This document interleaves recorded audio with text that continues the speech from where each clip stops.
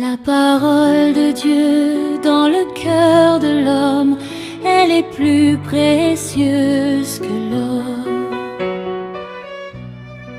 Bonjour chers frères et sœurs en Christ, que Dieu bénisse en cette merveilleuse matinée. Au nom de Jésus-Christ de Nazareth, nous parlons ce matin de la persécution dans le milieu professionnel. La persécution dans le milieu professionnel. Beaucoup de personnes, beaucoup de chrétiens sont persécutés à cause de Christ dans leur milieu professionnel. Daniel, dans le livre de chapitre 6, nous parle de la persécution qu'il a subie, n'est-ce pas, dans sa vie sur le plan professionnel. La Bible nous en lit à partir de Daniel 6, verset 1. Il est écrit: Darius trouva bon d'établir sur le royaume 120 satrapes qui devaient être dans tout le royaume, et il mit à leur tête 3 chefs, au nombre duquel était Daniel, afin que ces satrapes leur rendissent compte et que le roi ne souffre d'aucun dommage. Daniel surpassa les chefs et les satrapes parce qu'il avait en lui un esprit supérieur, et le roi pensait à l'établir sur tout le royaume.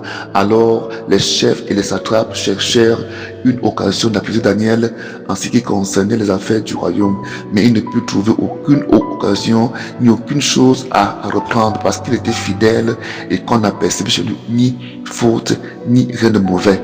Et ces hommes dirent: nous ne trouverons aucune occasion contre ce Daniel, à moins que nous n'en trouverions dans la loi de son Dieu. Puis ces chefs et ces satrapes se rendirent tumultueusement auprès du roi et lui parlèrent ainsi. Le roi Darius vit éternellement. Tous les chefs du royaume, les intendants, les satrapes, les conseillers, les gouverneurs sont d'avis qu'il soit publié un édit royal avec une défense sévère portant quiconque, dans l'espace de 30 jours, adressera des prières à quelque dieu ou à quelques hommes, excepté toi, ô roi, sera jeté dans la fosse aux lions.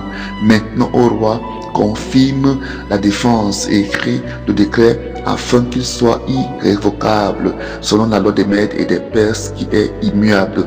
Là-dessus, le roi Darius écrivit le décret et la défense. Lorsque Daniel sut que le décret était écrit, il se retira dans sa maison où les fenêtres de la chambre supérieure étaient ouvertes dans la direction de Jérusalem, et 3 fois par jour il pria, il se mettait à genoux et il pria, il louait son Dieu comme il le faisait auparavant. Alors ces hommes entraient tumultueusement et trouvaient Daniel qui priait et invoquait son Dieu. Puis il se présentait devant le roi et il lui dit: au sujet de la défense du royaume, n'as-tu pas écrit une défense portant que quiconque dans l'espace de 30 jours adresserait des prières à quelque dieu ou à quelque homme, excepté toi, ô roi, serait jeté dans la fosse aux lions? Le roi répondit: la chose est certaine selon la loi des Mèdes et des Perses qui est immuable. Il prit de nouveau la parole et dit au roi: Daniel, l'un des captifs de Juda, n'a tenu aucun compte de toi, ô roi, ni de la défense que tu as écrite, et il fait sa prière 3 fois par jour. Le roi fut très affligé quand il entendit cela. Il prit à cœur de délivrer Daniel jusqu'au coucher du soleil, et il n'est-ce pas, s'efforça de le sauver. Mais ces hommes insistaient auprès du roi et lui dit: sache, ô roi, que la loi des Mèdes et des Perses exige que toute défense ou tout décret confirmé par le roi soit irrévocable. Alors le roi donna l'ordre qu'on amena Daniel et qu'on le jeta dans la fosse aux lions. Le roi prit la parole et dit à Daniel: puisse ton Dieu, que tu sais avec persévérance, te délivrer. On apporta une pierre et on la mit sur l'ouverture de la fosse, et le roi la scella de son anneau et de l'anneau de ses grands, afin que rien ne fût changé à l'égard de Daniel. Le roi se rendit ensuite dans son palais et passa la nuit à jeûne, et il ne fit point venir de concubine auprès de lui et ne put se livrer au sommeil. Voyez ici que la parole nous montre que ces gens qui n'aimaient pas Daniel à cause de sa justice, à cause de son intégrité, à cause de sa fidélité, ils étaient plus de 120. Ils formaient un coup. Ils piégeaient même le roi qui était un ami intime de Daniel, et le roi signa ce décret sans savoir que c'était son ami qu'on était en train de piéger. La Bible nous fait comprendre que il ne peut trouver aucune occasion ni aucune chose à reprendre, parce qu'il était fidèle et qu'on n'a perçu chez lui ni faute ni rien de mauvais. Ces hommes disent: nous ne trouverons chez lui aucune occasion de chute, à moins qu'on en trouve dans la loi de son Dieu.